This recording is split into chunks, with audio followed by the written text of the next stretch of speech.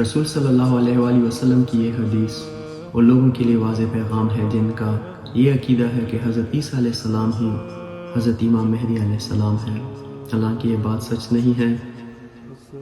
حضرت عیسیٰ علیہ السلام پروردگار عالم کے پیغمبر ہے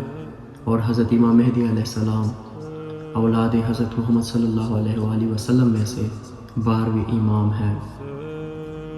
حضرت علی ابن ابی طالب علیہ السلام نے رسول صلی اللہ علیہ وآلہ وسلم سے عرض فرمایا کہ یا رسول اللہ، کیا حضرت امام مہدی علیہ السلام آل محمد صلی اللہ علیہ وآلہ وسلم میں سے ہوں گے یا غیر آل محمد صلی اللہ علیہ وآلہ وسلم میں سے؟ تو رسول صلی اللہ علیہ وآلہ وسلم نے ارشاد فرمایا، نہیں، بلکہ وہ ہم میں سے یعنی اولاد حضرت محمد صلی اللہ علیہ وآلہ وسلم میں سے ہوں گے، جن کے ذریعے سے اللہ تعالیٰ اس دین کو اختتام تک پہنچائے گا،